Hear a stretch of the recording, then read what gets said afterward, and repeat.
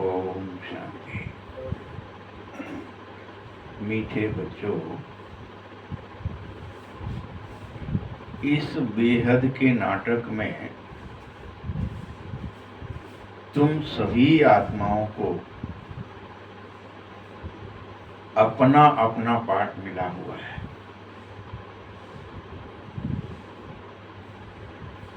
अभी तुम इस शरीर रूपी कपड़े को उतार कर घर चलो, फिर नए राज्य में आओ। ये आज बाबा का आदेश है इस मुरली से कि तुम इस नाटक में अपना पाठ बजा रहे हो। अब तुम्हें आदेश हुआ है कि तुम्हें शरीर रूपी कपड़ा उतारना है, घर जाने के लिए घर जाना है, फिर नए राज्य में आना है। एक बार तो घर चलो।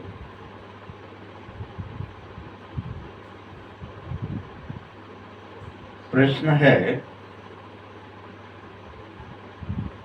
बाप कोई भी काम प्रेरणा से नहीं करते, याद रख लेना। भगवान कोई भी काम प्रेरणा से नहीं कर रहा, आ रहा है स्थूल में, उसका अवतरण हुआ है, वह अव्यक्त से व्यक्त हुआ है।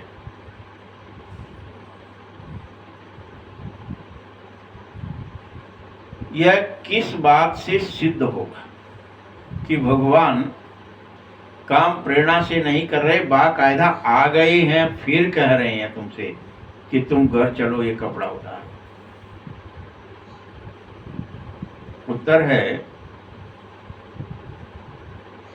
तुम सब मुझ बाप को कहते ही हैं करण करावन हार।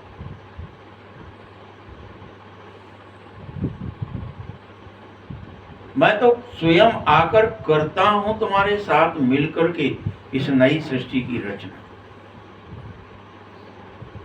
प्रेरणा का अर्थ तो विचार होता है, मैं सिर्फ विचार नहीं दे रहा।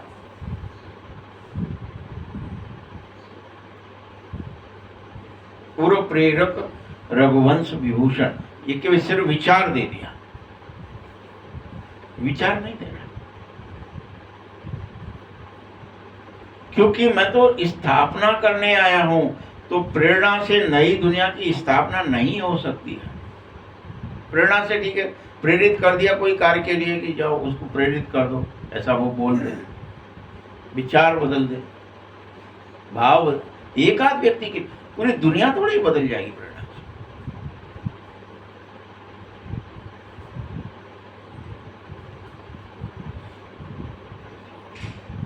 बाप तो बच्चों से स्थापना करा ही लेता है, तुम्हें करना ही पड़ेगी स्थापना।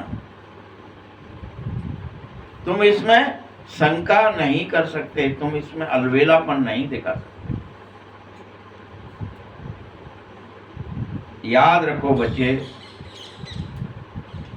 कर्मेंद्रियों के बगैर तो कोई भी कुछ भी करा ही नहीं सकता है।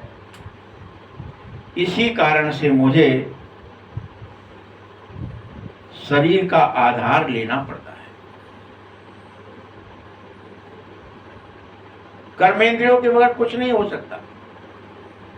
बाकायदा तुम्हें बैठना पड़ेगा, याद करना पड़ेगा, देह दुनिया को भूलने के लिए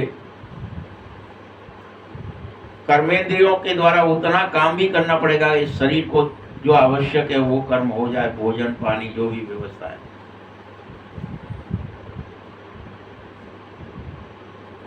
तो कर्मेंद्रियों बगैर स्थापना नहीं होगी। इसलिए मुझे भी शरीर लेना पड़ता है आधार के रूप में। ओम शांति। रूहानी बच्चे, आप रूहानी बाप के सामने बैठ गए हो अभी यथार्थ में, ये कोई गप नहीं है। बैठे हैं कि नहीं क्या पता। गोया आत्माएं अपने बाप के सन्मुख ही बैठती हैं हर कलम।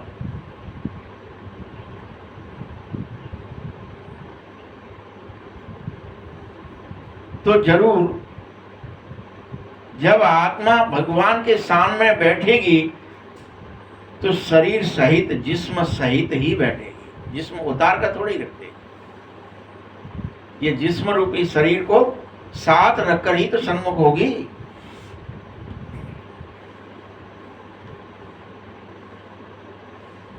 इस खातिर कि तुम इस समय ऐसा तो नहीं है कि पक्षियों की भाषा जानते होंगे, पशुओं की जानते होंगे, या उस अव्यक्त निराकार परमात्मा की भाषा अपने आप जान जाएंगे। तुम तो इस समय कैसे हो गए हो? बुद्धि विवेक ज्ञान शून्य हो गए, आवश्यकता बची ही नहीं है चेतना में यथार्थता, क्योंकि तुम्हारे पास चित्त एकाग्र नहीं है।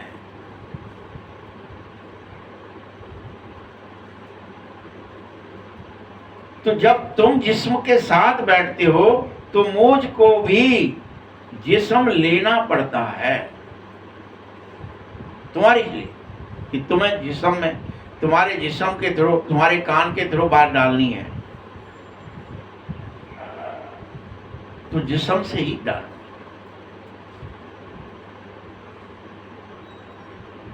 जब जिस्म के सन्मुख बैठेंगे, जिस्म के तो मुझे जिस्म लेना पड़ता है, तभी तो सन्मुख कहे जाते हो। और इसका गायन भी है कि आत्मा परमात्मा अलग रहे बहुकाल, अब सन्मुख हुए। बहुत दिन हो गए सतयुग से लेके कलयुग तक नहीं बैठ पाए, संगम पर आकर बैठे, चारों युग नहीं बैठ पाए। तुम बच्चों को बाप समझाता है, क्योंकि वही ऊंचे से ऊंचा बाप, उसी को ईश्वर भी कहते हैं, भगवान भी कहते हैं, प्रभु कहते हैं, परमात्मा कहते हैं। भिन्न भिन्न नाम रूप हैं, भिन्न भिन्न नाम देवी हैं।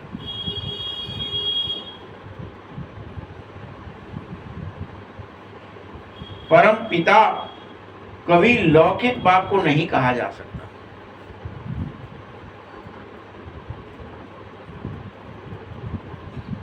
सिर्फ परम पिता लिखा तो भी हर्जा नहीं है, लेकिन परम पिता अर्थात वह सभी का एक ही पिता है, इसीलिए उसे परम पिता कहते हैं।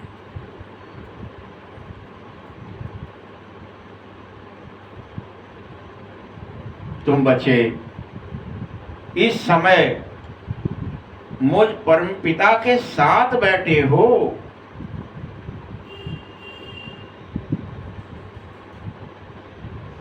यह जानो, स्वीकारो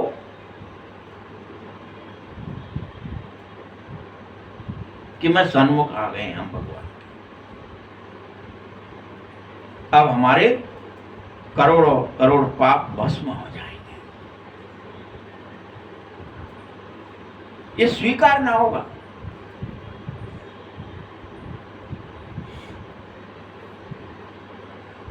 और यह भी तुम्हें जानना चाहिए कि भगवान अर्थात परमपिता परमात्मा और हम आत्मा सब शांति धाम के ही रहने वाले हैं, सबका गुरु परम धाम है।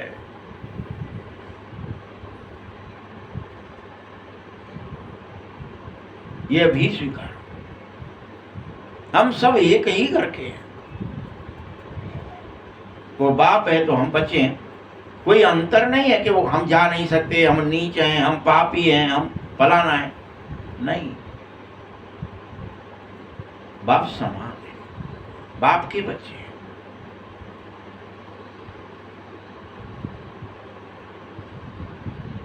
हम यहां पाठ बजाने आए थे, हर कलप आते हैं।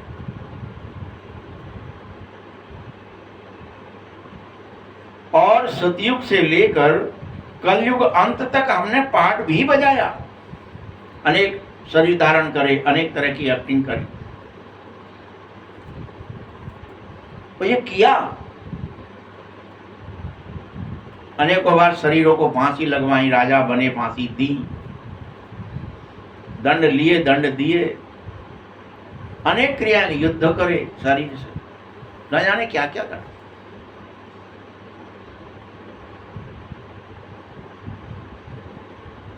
लेकिन इस समय यह नई रचना है। रचयिता बाबा ने समझाया है कि तुम बच्चों ने ऐसे ऐसे पाठ बजाया था, तुम एक्टिंग कर रहे थे। ये भी किसने समझाया है, किसने याद दिलाया है? कोई तुम पहली बार नहीं कर रहे हो, ये तुम एक्टिंग कर रहे थे अनेक जन्मों से।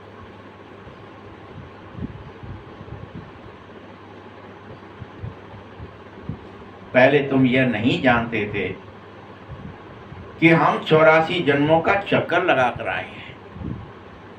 क्या ही जानते थे, हम तो अभी जन्मे हैं, इनके बच्चे हैं, इनके फलाने हैं, इनके ये लगते हैं, उसके वो लगते, बस उसी में बिजी थे। अब वो और अनेक जन्मों का ये सब एक्टिंग पता ही नहीं थी। ये कर रहे हैं बस इतना ही, इस शरीर का ही याद था।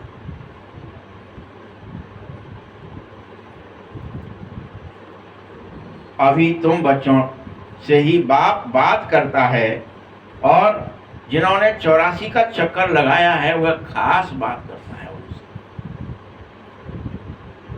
जो 83 में है, जो 82 में है, जो 80 जन्म के हैं, जो 79 के हैं या और कम के हैं, उनसे कम बात है, खास तुमसे कम। जो प्रथम वाले, जो 9 लाख वाले।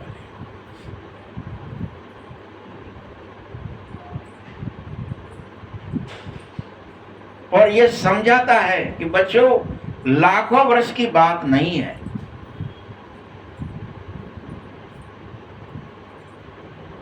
तुम जानो कि हम हर 5000 वर्ष बाद आते हैं और पाठ बजाते हैं।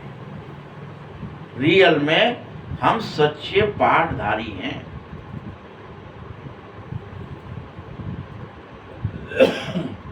और ऊंचे से ऊंचा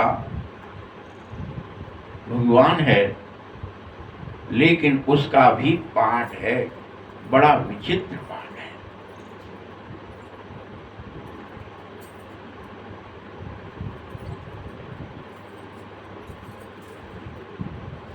भगवान के अलावा संसार में किसी का विचित्र पाठ नहीं है।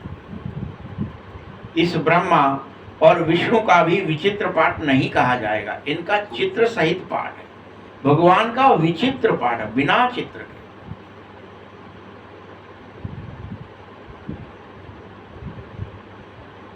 विचित्र उसी को कहा जिसका कोई चित्र नहीं है और पाठ भी बजाना है, जिसका कोई शरीर, मतलब चित्र माने क्या, शरीर।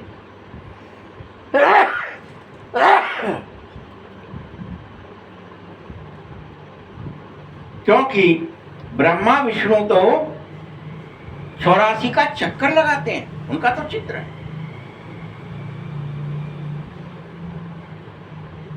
हाँ, शंकर का पाठ इस दुनिया में तो है, लेकिन वह दिखाई नहीं देता है। इसीलिए त्रिमूर्ति को दिखाते और बाप को गुम कर देते कि एक स्थापना करता है, एक पालना करता है, एक विनाश करता है।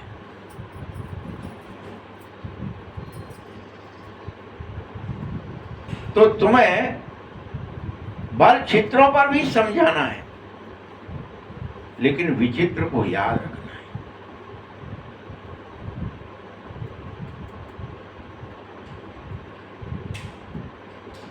ये चित्र जो दिखाए जा रहे हैं, संगम पर पुरानी दुनिया का विनाश होना ही है, उसे भी कोई रोक नहीं सकता। लेकिन उसके लिए भी प्रेरक अक्षर है जो गलत है। जो कह रहे हैं ना लोग, अभी भी वैज्ञानिकों से पूछो कि ये तुम क्या करते हैं, क्यों बना रहे हैं, तुम्हें मालूम नहीं है क्या तुम भी मर जाएंगे इसमें? अगर ये परमाणु बम फट गया या हाइड्रोजन बम फट गया तो कोई बचेगा ही नहीं, तुम भी नहीं बचो, क्यों बना रहे हो ऐसी चीज? तो वो क्या कर देते, अभी कह देते प्रेरणा हो रही है। हमको नहीं पता, हमने तो कुछ और बनाने गए थे, कुछ और बन गया। लेकिन बाबा कह रहे हैं नहीं, ये प्रेरक अक्षर गलत है, रॉन्ग है, सही नहीं कह रहे हैं, कुछ तो भी गूढ़ बात है। वो चाहते हैं कि विनाश हो जाए, ईर्षा है या घृणा है या क्रोध है, वो चाहते हैं।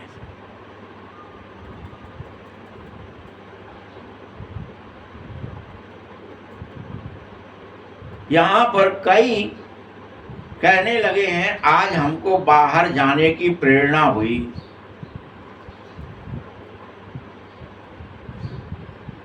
कोई कहने लगते हमें बाहर जाने की प्रेरणा नहीं हुई। अब ये प्रेरणा क्या है? प्रेरणा माने विचार है सिर्फ। याद रखो, इससे ज्यादा प्रेरणा का कोई और अर्थ मत निकालना, बाबा मना कर रहा है। और कोई इससे ज्यादा बड़ा अर्थ मत निकाल लेना। प्रेरणा से भगवान हमें स्थापना कर देगा, प्रेरणा से विनाश कर देगा, प्रेरणा से विष्णु बना देगा, ये मत निकाल लेना अर्थ।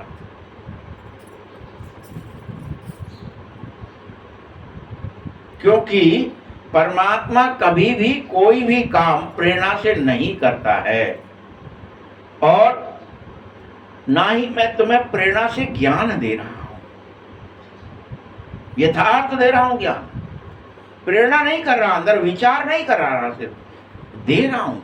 देखो ऐसा होता है, ये परम धाम है, यहाँ हम और आप सब रहते हैं, यहाँ तुम एक्टिंग करने आए हो, सब प्रेरणा की क्या बात है? वो तो सामने दे रहा है, सन्मुख है।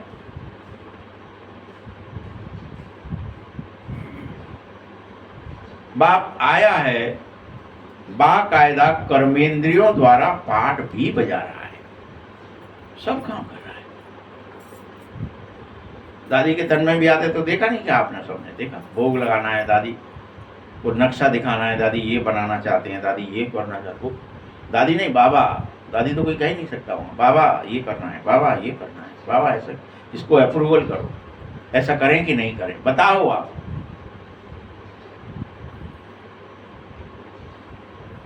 सहमति दो।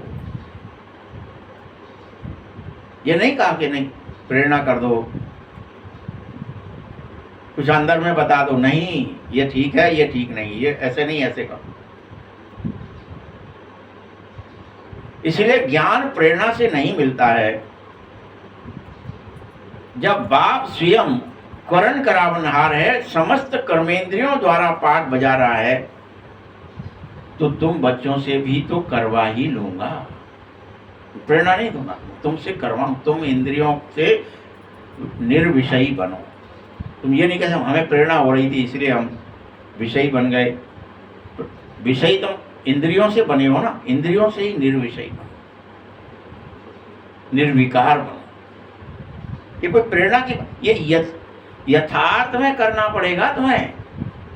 इंद्रिय जीत बनना पड़ेगा, माया जीत बनना पड़ेगा, विकारों को जीतना पड़ेगा। कि विचार में जीत लोगे, हाँ मैंने तो जीत लिए, लो शेख चिल्ली की तरह। पवित्र रहना पड़ेगा इंद्रियों सहित। याद रखो बच्चे, शरीर बगैर तो कुछ कर न सको, कुछ भी। इसीलिए तुम इन बातों को अभी बल जानते नहीं थे। मन में सोच लो, मन से कर लो, मन से करना पड़ेगा, याद बैठना पड़ेगा याद में। इंद्रियों को, मन को, बुद्धि को, संस्कार शांत करना पड़ेगा, प्रेरणा नहीं होगी कुछ।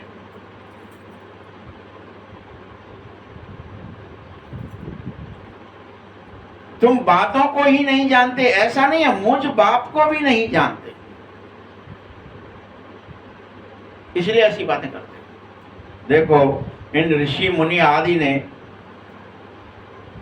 तो कह दिया हम ईश्वर को, हम भगवान को नहीं जानते, ना हम आत्मा को जानते, ना भगवान को जानते।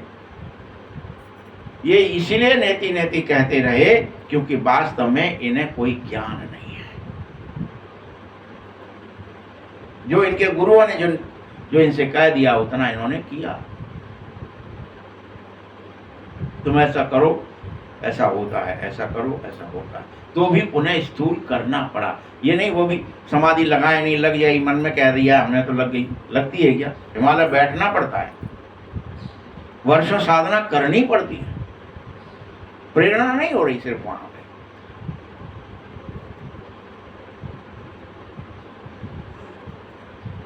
तुम्हें यह स्वीकार करना ही होगा कि क्रिएटर, जो भी मुख्य क्रिएटर है, वह बाप ही है, वही रचयिता है, वही डायरेक्टर भी है इस पिक्चर का। पूरी ये जो फिल्म बनी है, जिसमें तुमने अनेकों पार्ट, जन्म लिए, मरे, ये फिल्म बनाई, किसी के साथ ब्याह किया, किसी के साथ बच्चे किए, कहीं कुछ किए, फिर जन्म गए, फिर मर गए, ये जो ये पिक्चर इतनी बड़ी, इसका डायरेक्टर भी भगवान है और वह इसका डायरेक्शन देता है। बाप पुनः श्रीमत दे रहा है, सलाह दे रहा है कि बच्चे मन बुद्धि संस्कार सहित पवित्र बन जा, इंद्रियों सहित पवित्र बन जा। अमृत वेले जग, कोई प्रेरणा नहीं कर रहा है, सोता रहे, भले ही प्रेरणा हो रही है, मैं तो योग लगा रहा हूं, सोए सोए, बैठ, उठ, तैयार हो, प्रेरणा नहीं दे रहा, कह रहा है कर। मनुष्य की बुद्धि में बेवजह ही सर्वव्यापी का ज्ञान बैठ गया कि भगवान तो सब जगह है, देख रहा है मैं क्या कर रहा हूं, सर्वव्यापी है।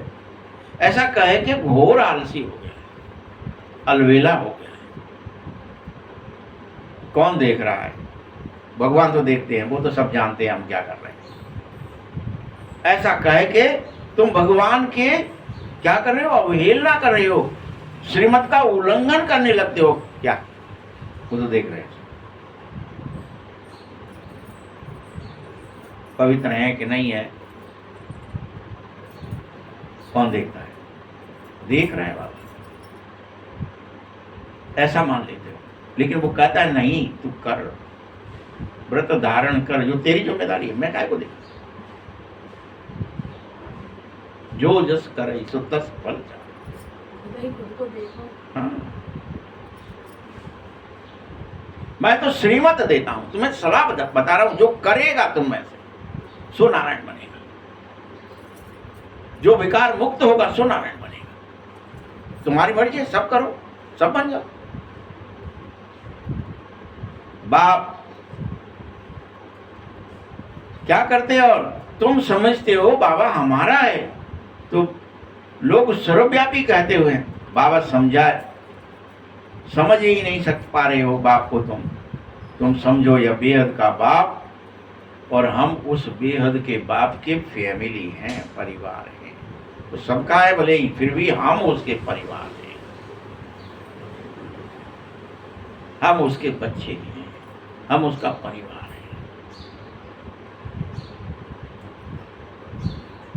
आप बताओ, सर्वव्यापी कहने से क्या परिवार बन सकोगे?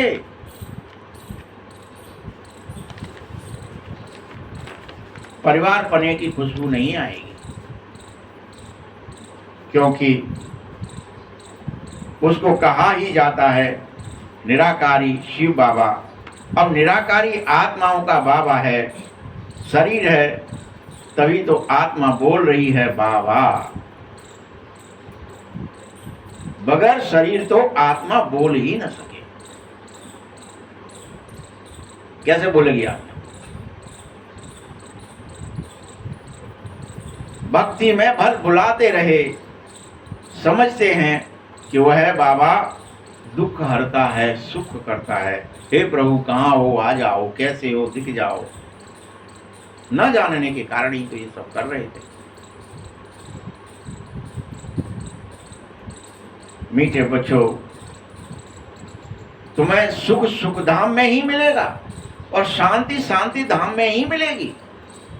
सच्ची शांति स्थिर और दृढ़, ये दोनों हैं, लेकिन वहीं जाना है। अभी नहीं। यहाँ तो है ही दुख ही दुख। तुम यहाँ कहीं ढूंढोगे, किसी कर्म में ढूंढोगे, किसी व्यक्ति में ढूंढोगे कि कोई सुख दे दे, कोई शांति दे दे, नहीं मिलेगी। यहाँ है ही दुख।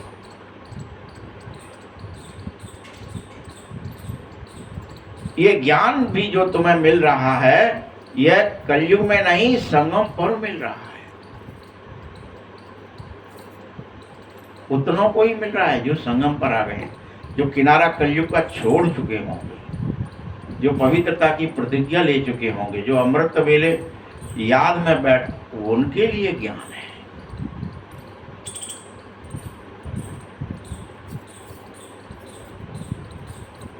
और ये संगम पुरानी दुनिया और नई दुनिया के बीच के समय में है।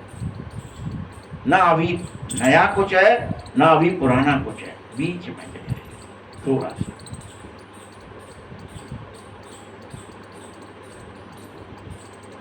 बाप आया है तभी जब नई दुनिया की स्थापना और पुरानी दुनिया का विनाश दोनों का जॉइंट हो रहा हो,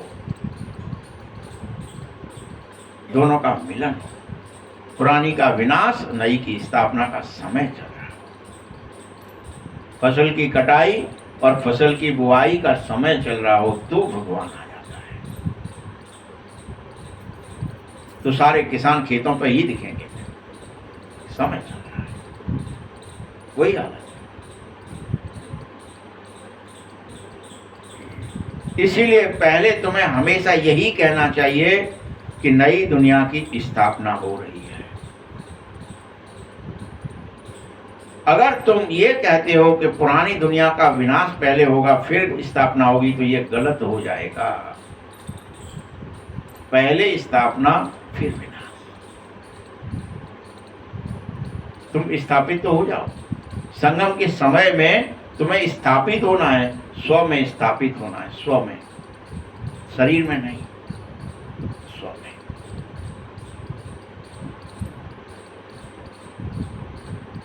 क्योंकि अब तुम्हें इस बेहद के नाटक का पूरा ज्ञान मिल गया है कि नाटक कैसे घूमता है, कैसे काम करता है, कैसी एक्टिंग होती है, यहाँ क्या क्या होता है, कितनी बार होती है, सब मिल गया है। जैसे उस नाटक में एक्टर होते हैं तो घर में साधारण कपड़े पहनकर आते हैं, लेकिन जब नाटक में आते हैं तो झट कपड़े बदल के अच्छे से पहन, जो डायरेक्टर कहेगा वैसे पहन के आना पड़ेगा। अच्छे बुरे, भिखारी का एक्टिंग है तो भिखारी के पहनने पड़ेंगे, राजा की एक्टिंग है तो राजा के पहनने पड़ेंगे। किसी सेठ साहूकार की एक्टिंग मिली है तो वो पहनने पड़ेंगे, जो डायरेक्टर कहेगा। और जब तुम उस नाटक को पूरा कर देते तो वह कपड़े आदि उतार कर फिर घर चले जाते हो। तो ऐसे ही ये कपड़े हैं शरीर, अब घर जाने का समय हो गया है। इन सभी कपड़ों को तुम उतारो, जितने भी तुमने शरीर लिए, अब तुम घर जाओ।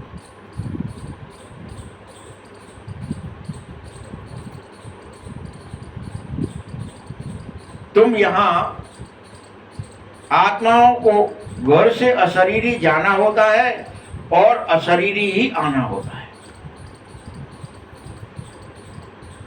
न शरीर पहनकर जा सकते हो, न शरीर पहनकर आ सकते हो। अशरीरी जाना है घर और अशरीरी ही घर से आना है।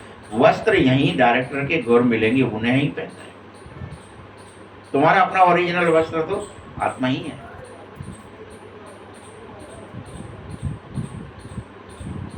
यहीं आकर शरीर रूपी वस्त्र मिलता है जिसे तुम पहनते हो, और हर एक अपने अपने एक्टिंग के अनुसार पार्ट मिला हुआ है, उसे बजाते हो। हम इसके ये बन गए, हम इसके ये बन गए, हम राजा बन गए, हम रंक बन गए, हम योगी बन गए, हम ज्ञानी बन गए, हम दाढ़ी वाले बन गए, हम फलाने बन गए, सब बन जाते हो। ये एक्टिंग करते हैं। यह बेहद का नाटक है। अभी यह बेहद की सारी पुरानी दुनिया, फिर होगी नई दुनिया। वह बहुत छोटी है एक ही धर्म है। तुम बच्चों को इस पुरानी दुनिया से अब निकल करके फिर हद की दुनिया में, नई दुनिया में अवश्य जाना होगा, क्योंकि वहां है ही सिर्फ एक धर्म, एक राज्य। वहां जाना। अभी तो देखो पुरानी दुनिया में अनेक धर्म हैं, अनेक तरह के मनुष्य हैं, अनेक राज्य हैं, अनेक देश हैं। इसीलिए अनेक मनुष्य होने से यह बेहद हो जाती है। वहां एक ही धर्म होगा और बहुत थोड़े से मनुष्य एक्टिंग कर रहे, बहुत।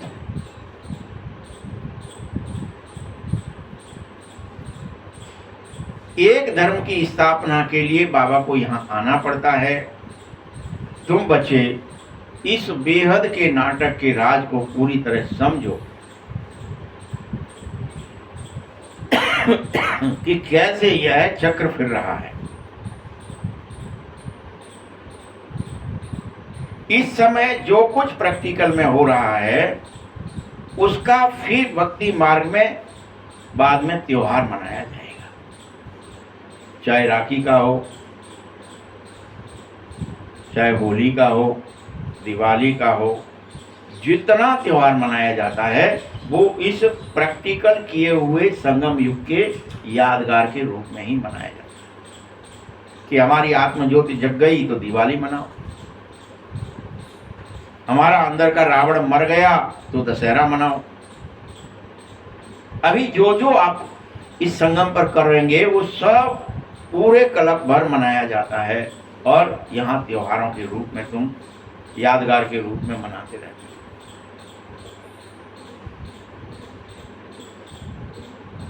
नंबरवार कौन कौन से भी त्योहार हैं यह सब तुम बच्चे जानते भी हो, और ऊंचे से ऊंचे भगवान की जयंती भी मनाई जाती है, कृष्ण जयंती भी मनाई जाती है, तो राधा जयंती भी सब मनाया जाएगा, लेकिन ड्रामा अनुसार किसका कब जन्म होता है, कैसे होता है, क्यों होता है, वो करता क्या है।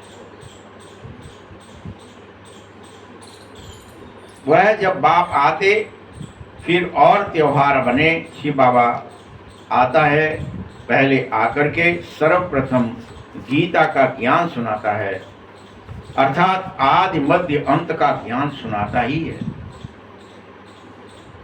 और तुम्हें योग सिखाता है। योगी पवित्र, साथ साथ तुमको पढ़ाता भी है, अकेला योग नहीं सिखाता है।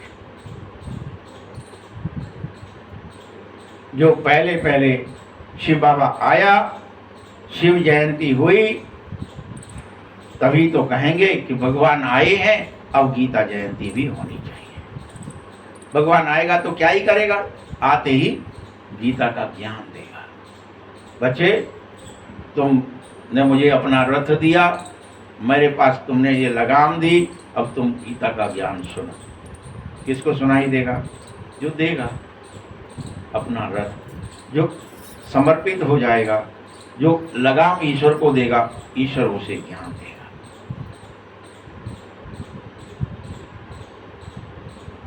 जब तुम आत्मा ज्ञान सुनते हो तो उसे फिर गीता जयंती कहा जाता है। तुम बच्चे विचार कर त्योहारों को भी नंबरवार लिख सकते हो। इन बातों को समझेगा वही जो आपके धर्म के होंगे। हर एक को अपना धर्म प्यारा लगता ही है, दूसरे धर्म वालों की तो बात ही यहाँ नहीं होती है। भले किसी को दूसरा धर्म प्यारा लगता भी हो, परंतु उसमें वह आ नहीं सकता है। स्वर्ग में और धर्म वाले थोड़े ही आ सकेंगे, झाड़ बिल्कुल ही साफ है। इसीलिए बार बार समझाता हूँ, जो जो धर्म जिस समय आया है एक्यूरेट फिर से वह उसी समय ही आएगा।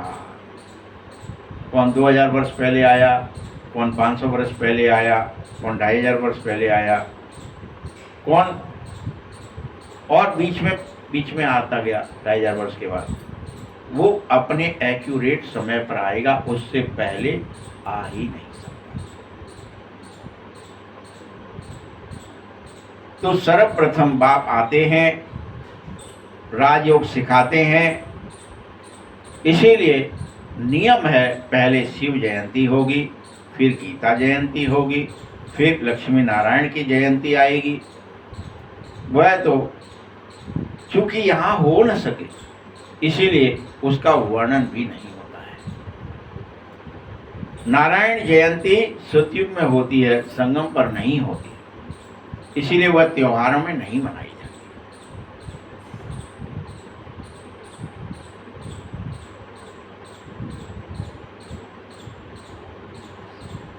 यह बात भी तुम्हें लिखनी पड़े, यह सब ज्ञान की बातें हैं। विनाश भी होता है तो जगत अम्बा आदि की जयंती का कोई हॉलीडे होता ही नहीं है। मनुष्य किसी की भी तिथि तारीख आदि को बिल्कुल नहीं जानते हैं। नहीं तो तुम ही बताओ कि लक्ष्मी नारायण और राम सीता के राज्य की तो किसी को याद तक नहीं है,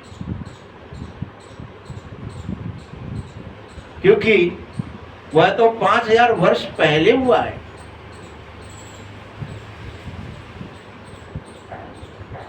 लक्ष्मी नारायण का राज्य।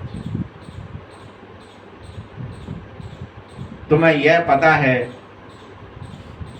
कि पहले जो आदि सनातन देवी देवता धर्म था, फिर 2500 वर्ष बाद उसके अंदर भी विकृति आई और वह आदि सनातन देवी देवता धर्म फिर अन्य धर्म में बदल गया।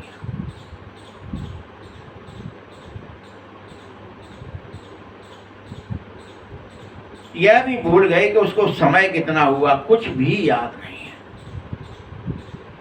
कुछ भी। याद रखो बच्चे, बाप की वाणी कभी असत्य नहीं होती है, क्यों? बाप सत्य है। इसीलिए फिर कहता हूं 5000 वर्ष से बड़ा कल्प हो ही नहीं सकता। और फिर एक गारंटी के साथ कह रहा है कि कल्प की उम्र जो भले ही अभी भी लोग जो लाखों वर्ष कहते थे वो अभी क्या कहने लगे हैं पता है आपको? 10 या 15,000। कुछ लोग 10,000 मान रहे हैं तो कुछ लोग 15,000 वर्ष मान रहे हैं। अभी भी 5,000 कोई मानने को तैयार नहीं है, कोई भी। इतने बड़े बड़े धर्मगुरु जो आ गए हैं, ये सब अभी के, ये सब भी कहते हैं हाँ है, कलयुग नहीं है। टोटल युग की उम्र जो है वो कोई कह रहा है 10,000 है, कोई कह रहा है तो 15,000। लेकिन मान्यता है और उसके अपने अपने प्रमाण वो देते हैं उस तरह के कि नहीं देखो हम बता रहे हैं ऐसे हुआ है, और वो उसी क्रम में बताते हैं। जैसे सतयुग माने कृष्ण नहीं बताते, वो वही बताएंगे फिर कि कृष्ण से पहले राम, फिर उनको इतने वर्ष पहले ऐसे करके। सतयुग की बहुत कुछ जान सबसे बड़ी बात तभी होगी विज्ञानी आते बस। उनको कितना समय हुआ वह कुछ नहीं जानते। आधा कल्प, आधा तरफ से तो ढेर संख्या आ गई है, बाकी आधा में सिर्फ और सिर्फ देवी देवताओं का राज्य था। यह भी भूल गए। वो भी 2500 वर्ष में ही है सब पॉपुलेशन, उतरते रहते हैं एक्टिंग करने के लिए परम धाम से, लेकिन 2500 वर्ष में तो उतना भी नहीं था। फिर ज्यादा वर्षों का कल्प भला कैसे हो सकता है? क्योंकि याद रखो 84 लाख जन्म तो हो न सके, 84 का ही होता है। बल मनुष्य समझते हैं वो लोग कि कलयुग की आयु लाखों वर्ष है। मनुष्य तो घोर अंधकार में ऐसे डले हुए हैं। अभी भी नहीं मानेंगे तो नहीं मानेंगे, क्या ही कर लोगे आप?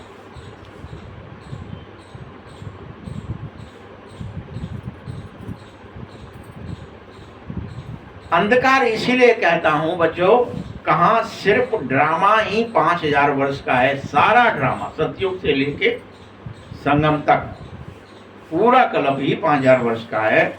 और कहाँ सिर्फ कलयुग के लिए ही अभी कहते घूम रहे हैं कि 40,000 वर्ष अभी शेष है। अकेला कलयुग, सतयुग त्रेता द्वापर तो छोड़ ही दो।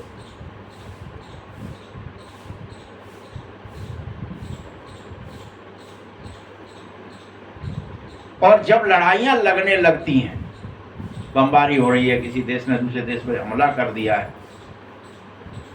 तब कहने लगते हैं भगवान को आना चाहिए, प्रभु हमारी रक्षा करो, हम मरे। ये क्या हो रहा है? अत्याचार हो रहा है, अनाचार हो रहा है, पापाचार हो रहा है, भ्रष्टाचार हो रहा है, हमारे को बेवजह सताया जा रहा है। हे भगवान रक्षा करो।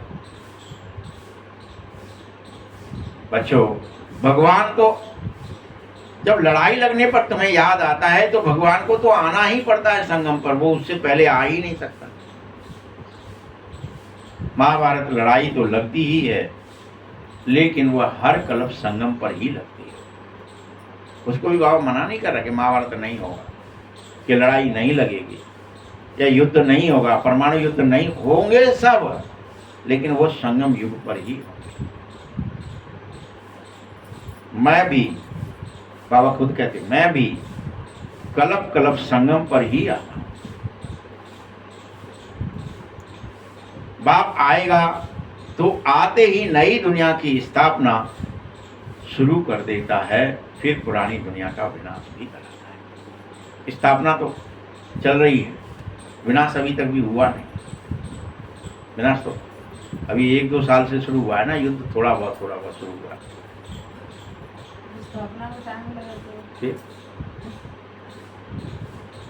नई दुनिया की स्थापना होगी तो जरूर फिर पुरानी दुनिया का विनाश भी होगा, और उस विनाश के लिए महाभारत लड़ाई ही चाहिए। दूसरा कोई तरीका भी तो नहीं है। एकदम से कैसे डिस्मॉलिश करें, कैसे इसको डिमोलिश करें, कैसे तोड़ें, कैसे लोगों को हटाएं इसमें से, कैसे छटनी करें कचरे की।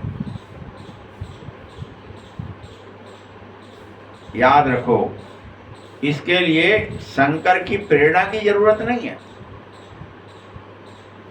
अंडरस्टूड है कि पुरानी दुनिया है तो खल्लास होगी ही। जितने भी मकान आदि बनते जा रहे हैं, यह सब पहले से वर्णित है। शास्त्रों ने भी लिखा था, ऐसा नहीं कि नहीं लिखा था, लेकिन उन्होंने कल्प की आयु को कुछ किस कैलकुलेशन में लिखा था वो हमको पता नहीं है ना। जिन्होंने शास्त्र लिखे होंगे उनको पता होगा। लेकिन उन्होंने एक बात जरूर लिखी थी कि कलयुग के अंदर, इस युग के अंदर क्या होगा, आदमी धन दौलत आदि कमाएगा तो बहुत,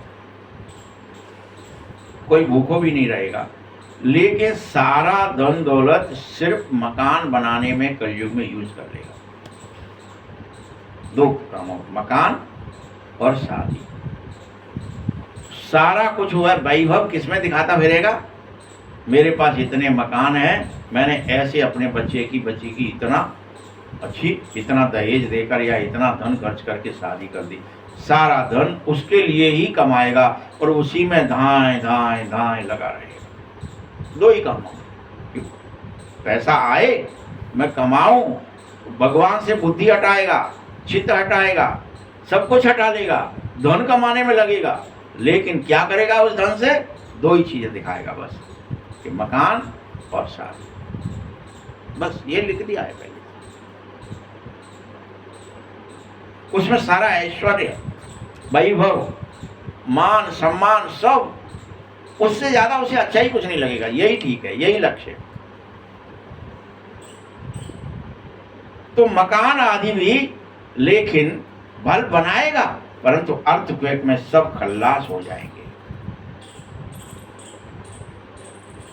सब भाई, अर्थक्वेक हो, अगर आपके पास अभी भी वो झोंपड़ी पड़ी हो तो मरोगे क्या?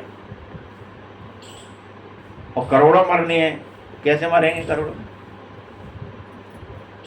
अगर तुमने आरसीसी बना रखी है, पटिया भी टूटेगी एक दो तो ही तुम भाग लो, देखिए, ये तो एकदम गोविंदाय नमः, जड़ सहित पटाख, देख रहे हो ना आप जाओ।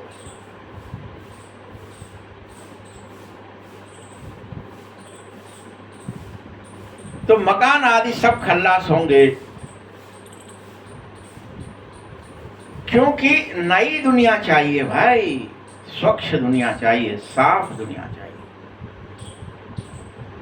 ऐसा विज्ञान आजकल बताने लग गया है, वैसे सत्य है कि नहीं पता नहीं, कि अगर अभी मनुष्य इस पृथ्वी से पूरी तरह जीरो कर दिया, सब मार दिए जाए, या सब हट जाए, या मर जाए, या चले जाए, कहीं हटा दिए जाए, तो भी इस पृथ्वी को 10 साल लगेंगे, फिर से नदियाँ पूरी तरह से शुद्ध हो जाएंगी, साफ हो जाएंगी, सुंदर हो जाएंगी, सब जगह हरियाली आ जाएगी, सब पेड़ पौधे फिर से हो जाएंगे, सब जानवर जो है आदि सब जितने बचे हैं वो सब अपना अच्छा जीवन यापन करने लगेंगे। लेकिन सब वायु वगैरह पॉल्यूशन सब खत्म हो जाएगा, कुछ नहीं रहेगा, ध्वनि पॉल्यूशन नहीं रहेगा, कुछ भी, मनुष्य न रहे बस, तो सारा कचरा साफ हो जाएगा। 1 साल से 10 साल लगेंगे, लेकिन इतनी सफाई। आदमी मूल कारण है गंदगी। कोरोना काल में देखा ना आपने, नदियां काफी कुछ साफ हो गई थी, फिर हो गई ना। उसको तो, इसको गंद करने नहीं, वो गंद का कीड़ा है इस समय। हाहाकार, चित्तकार, सब चीज में पॉल्यूशन फैला रहा है, पानी को गंदा, हवा को गंदा, हर चीज को गंदा ही कर रहा है। फिर तुम्हारी नई दुनिया होगी, दिल्ली परिस्थान होगी, जमुना का कंठा होगा, लक्ष्मी नारायण का राज्य होगा,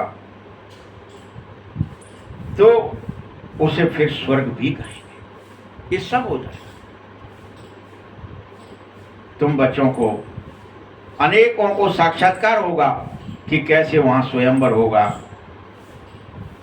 किस तरह से सिस्टम होगा स्वयंवर का। ये सभी पॉइंट्स बाबा तुम्हें अब रिवाइज करा रहे हैं। पहले हो चुका है ये सब बातें, बाबा कह चुका है सब बातें, ये नई नहीं है। कह रहा है बाबा मैं तुम्हें रिवाइज करा रहा हूँ, तुम्हें रिमाइंड कर फिर से कि देखो ये सब होगा, मैंने पहले भी कहा था, फिर कह रहा।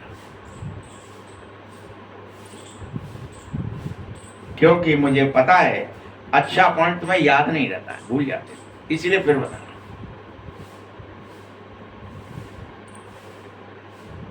बाबा को याद करो, यह भी तो बार बार तुम भूल ही जाते हो। बाप भूल जाता है तो टीचर को याद करो, टीचर को सिखलाते हैं, वह तो जरूर याद आएगा ना। तो टीचर याद नहीं आ रहा है तो गुरु को याद, तुम बाबा को किसी न किसी रूप में याद ही करो। बाप के रूप में नहीं कर पा रहे तो टीचर के रूप में करो, टीचर के में भूल जाओ तो गुरु के रूप में क्लिक करो कि बाबा चाहिए।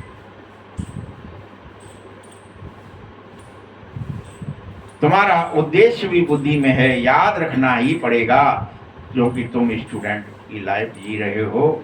यह तुम जानो, हमको पढ़ना ही है। हमारा बाप, लौकिक बाप को कोई गुम नहीं हो जाता है। ये लौकिक पारलौकिक है और अलौकिक है, इसको कोई याद नहीं कर रहे हो। लौकिक बाप को उतनी देर याद करते हो जब तक उससे कुछ वर्षा लेना होता है, कुछ उसकी जमीन जायदाद लेनी तो वो याद आता है, नहीं तो फिर निकाल दो, हटो बात, क्या है तुम्हारा, ये सब हमारा है। अंत तक शरीर छूटा दूसरा बाप मिल जाता है, जन्म बाई जन्म लौकिक बाप मिलते ही रहे, लेकिन पारलौकिक बाप एक ही बार मिला है।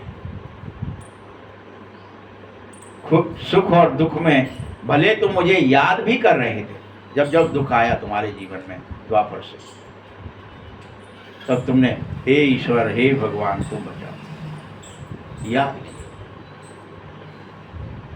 कोई को बच्चा पैदा हुआ तो कहेंगे हे ईश्वर आपने हमको बच्चा दिया, आप धन्य हैं, कहते हैं ना लोग। बाकी प्रजापिता ब्रह्मा को क्यों याद करोगे, उससे कुछ मिलता थोड़ा ही है, वह अलौकिक बाप है। तुम बच्चों को इस समय ब्रह्मा द्वारा शिव बाबा से वर्षा जरूर लेना है। जैसे हम पढ़ते हैं यह रथ भी इस ब्रह्मा का भले निमित्त बना हुआ है, लेकिन इसको भी पढ़ना पड़ता है।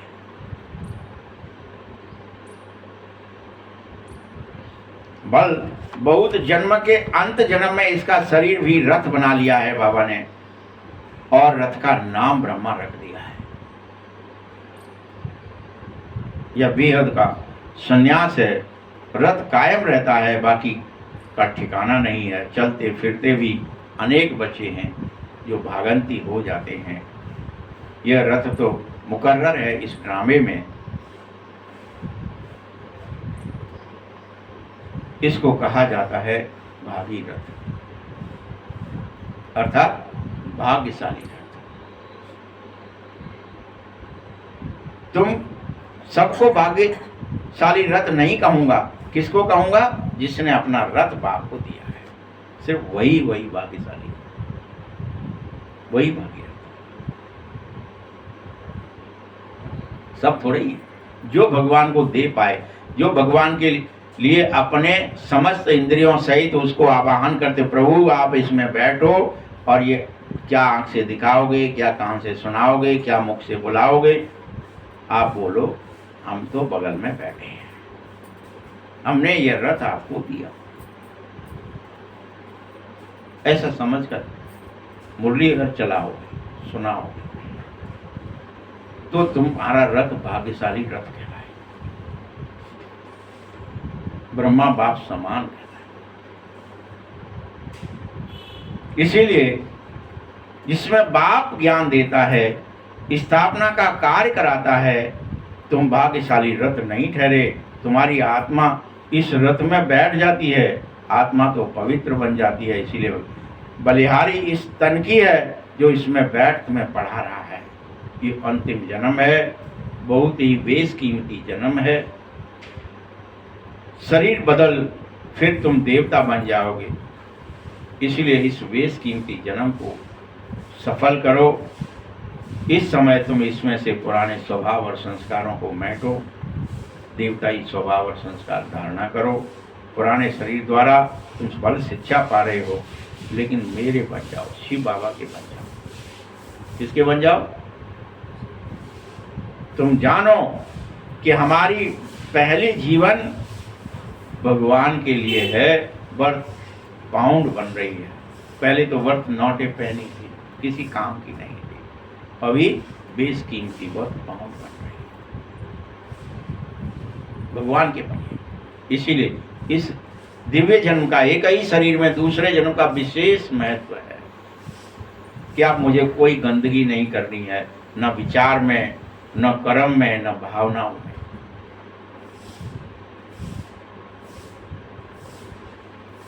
जितना पढ़ोगे उतना ऊंच पद पाओगे। बाबा ने समझाया है कि याद की यात्रा सबसे मुख्य चीज है। याद करो, याद करो। इसको ही प्राचीन योग कहा जाएगा, जिससे तुम पावन बन जाते हो पतित से। स्वर्गवासी तो सब बनते हो, लेकिन सारा दारोमदार पढ़ाई पर है। बेहद के स्कूल में तुम बैठे हो, तुम फिर से देवता बनोगे। दैवी गुण धारण करो। तुम समझो हम ऊंच पद पाते हैं, इसकी क्वालिफिकेशन क्या होनी चाहिए ऊंच पद। पहले हमारे में भी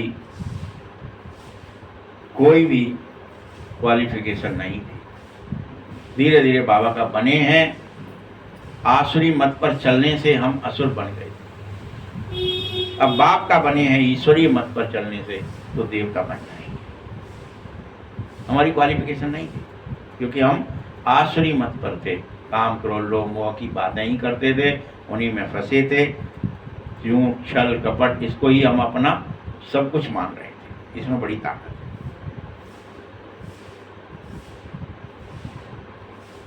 अब ईश्वरीय मत पर हो, जानते हो आसुरी मत से तुम गिरती कला में चले गए थे। गिरते ही गए और गिरते गए और गिरते गए, कलाहीन हो गए, वैल्यू खत्म हो गई तुम्हारी, नीच हो गए, पापी हो गए, दुष्ट हो गए। अब ईश्वरीय मत पर चलो, इससे चढ़ती कला में जाएंगे, कलाहीन से धीरे धीरे कलावान बनते बनते 16 कला संपूर्ण और संपूर्ण निर्विकारी बन जाएंगे। ईश्वरीय मत देने वाला एक शिव बाबा ही है और आसुरी मत देने वाला अनेक है, अकेला माया नहीं, अनेक है। सब कोई देने को तैयार है। आओ हमारी बात सुनो, शादी तो करनी पड़ेगी, ये सब तो करने। तुम कहाँ वैसे इतनी जल्दी ज्ञान में आ गए, योग में आ गए? अभी तो बच्चे हो, थोड़ा खेलवे खावे के दिन है। किसने दिया ये? रावण आया था क्या कहीं से अलग से? तुम्हारा माँ बाप भाई बहन अड़ोसी पड़ोसी मित्र संबंधी रिश्तेदार ना सब क्या ही दे रहे थे? आसुरी मत दे रहे। ये वाला पद ले लो, ये प्रतिष्ठा मिल जाएगी, इसमें बेईमानी बहुत है। जो भी कोई करना चाहे, डॉक्टरी करोगे तो वहां काटो जेब, इंजीनियर बनो तो चोरियां करो, वकील बनो तो बेईमानी करो, ठगी करो, झूठ बोलो, कपट करो, ऐसे ऐसे पद दो, ऐसे ऐसे कर्म करो। कोई अभी तो देखो क्या ही हो गया है। चोरी करना, मार्केट में हर चीज़ डुप्लीकेट है। आपको अच्छी चीज़ भी मिलेगी डुप्लीकेट। तो वो सब क्या ही सीख रहे हैं, वो क्या सिखा रहे हैं? अपने बच्चों से भी इसमें ये मिला दो, इसमें ये कर दो, ऐसा रख दो। धन आना चाहिए सिर्फ, क्योंकि पेट भरे उधर भरे सोई ज्ञान सिखावे। सारा ज्ञान किस चीज के लिए लगा हुआ है? धन आ जाए, उधर भर जाए, और उधर पूर्ति हो रही है। इच्छा नहीं की वजह से उधर पूर्ति तो या क्या अनिच्छा बहुत है पूर्ति नहीं। तो वही तो है उधर पूर्ति। उधर का क्या अकेला पेट ही थोड़ा ही है। पेट तो ना खाते, हाँ, इच्छा ही तो है। आदि पहले कहता बेईमानी और चोरी करने की जो इच्छा है, अब जितने लोग हैं ये सब कर रहे हैं ठगी, ये क्या ही कर रहे हैं और क्यों कर रहे हैं?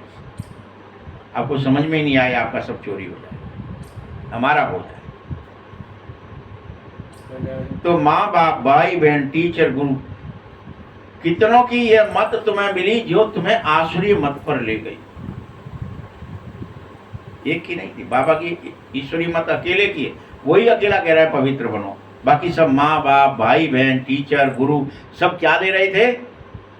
असुर बन जाओ, आसुरी मत पर चलो, यही करो, यही काम है, यही बिजनेस है, इसके लिए तुम जन्मे हो। किसी ने नहीं हमें सिखाया कि ज्ञान चाहिए, योग चाहिए, याद करो। कोई ने बताया हो तो बोल दो।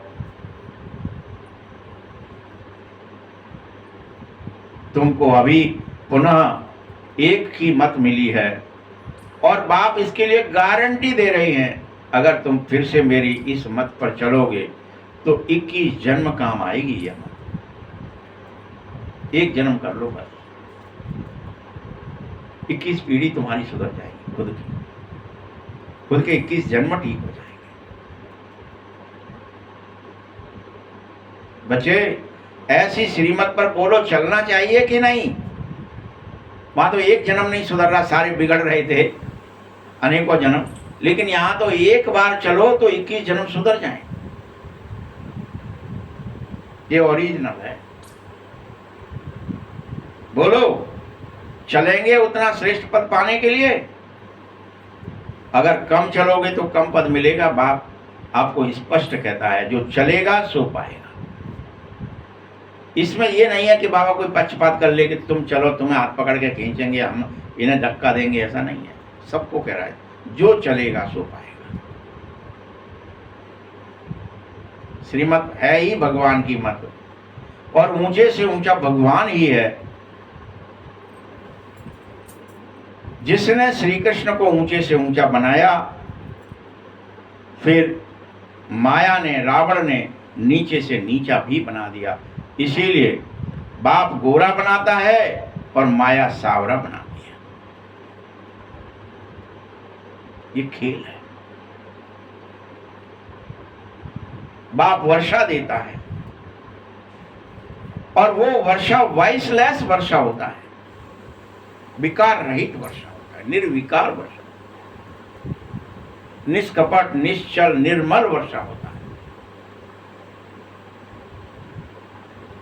तभी तो मनुष्य भक्ति मार्ग में आकर देवताओं की महिमा में गाते हैं सर्वगुण संपन्न तुम ऐसे ऐसे ऐसे डॉट डॉट डॉट।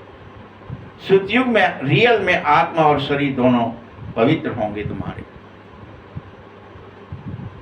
देवताओं को तो तुम सब भले जानते नहीं हो, लेकिन तुम सुनते थे भक्ति में कि ऐसे थे वो, ऐसे थे ऐसे।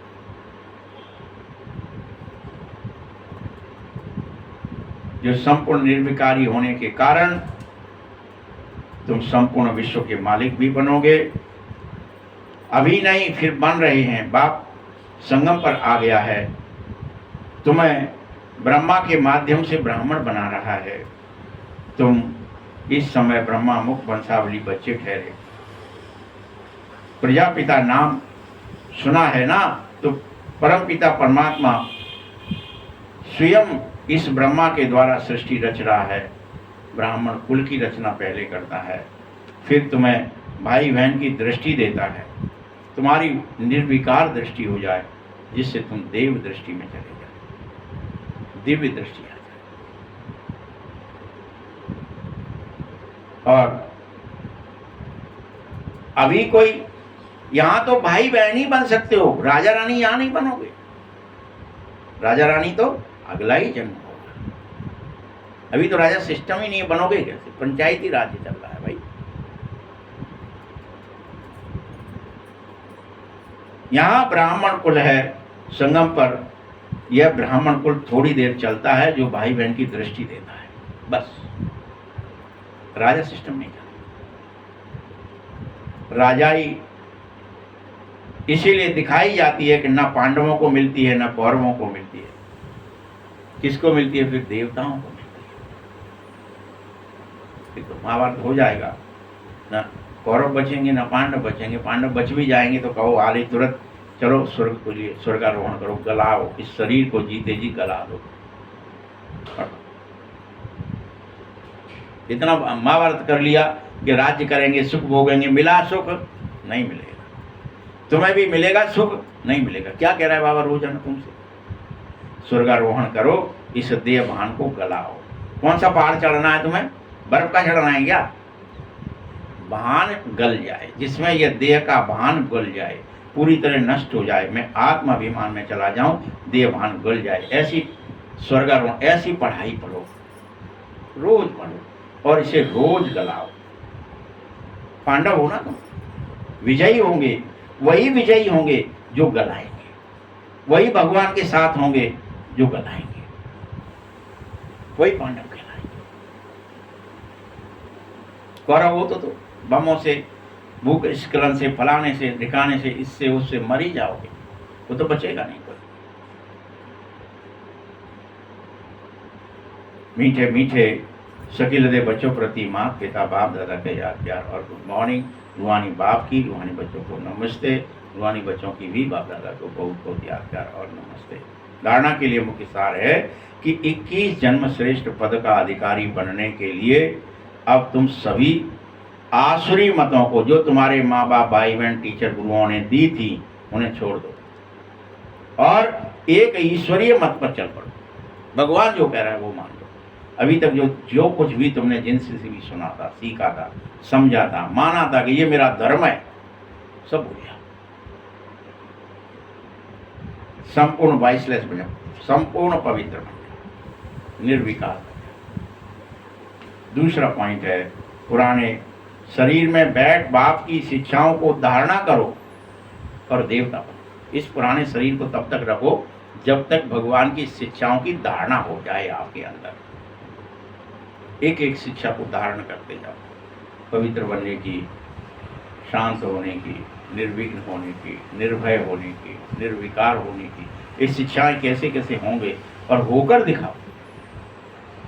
ईश्वरीय संतान अभी बन जाओ, बाप की शिक्षाओं को धारणा करके बाप समान बनो, फिर देवता बनना है। यह बहुत वैल्यूएबल जीवन है तुम्हारा। इससे बड़ा कीमती श्रेष्ठ जीवन नहीं है दूसरा कोई। जहाँ तुम्हें स्वर्गारोहण करना है, जहाँ तुम्हें भगवान का बनना है, जहाँ तुम्हें शरीर को गलाना है, इससे श्रेष्ठ कोई जीवन नहीं। देवताओं का जीवन इतना श्रेष्ठ नहीं है जितना पांडवों का है।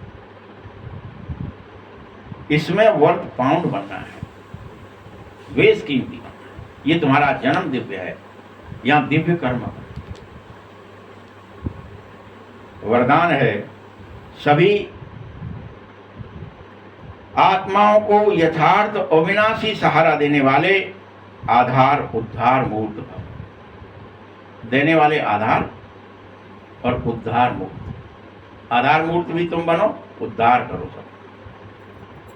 फाउंडेशन तुम ही, नींव का पत्थर तुम ही हो। दिखावा करने वाले मत बन जाना, छिपा के रखना। ज्ञान, योग, धारणा, सेवा छिपा के करना, दिखावा बिल्कुल मत कर देना, नहीं तो यहीं का यहीं आपको फल प्राप्त हो जाएगा और नष्ट हो जाएगा। वर्तमान समय विश्व के चारों ओर कोई न कोई हलचल है। कोई के मन में हलचल है, कोई के तन में हलचल है, विकार है, बीमारी है। कोई तो प्रकृति में भी हलचल है, प्रकृति तमो प्रधान है, हिल रही है, कहीं आग लग रही है, कहीं भूकंप आ रहा है, कहीं पानी बरस रहा है, तो कहीं वायुमंडल के कारण हलचल है। अल्पकाल के साधन सबको चिंता की चिता पर ले जा रहे हैं। ये साधन जितने बन गए इनकी चिंता हो रही है। आए मर गए, कार डूब गई, मकान में पानी भरे, फलाना किराना, ये सब क्या हो गया? चिंता की चिता जल रही है। आधा कल्प के आधार से प्राप्तियों के विधियों के से थक कर वास्तविक सहारा ढूंढ रहे हो। आप अब उद्धार मूर्त आत्माएं श्रेष्ठ अविनाशी प्राप्तियों को यथार्थ, वास्तविक और विनाशी सहारे की अनुभूति, अविनाशी सहारे की अनुभूति कराओ। इस विनाशी सहारे मिट रहे हैं तो अविनाशी सहारा कौन है वो पकड़ ले, सब उसकी अनुभूति हो कि बाबा है, हम सब अमर हैं, अविनाशी हैं।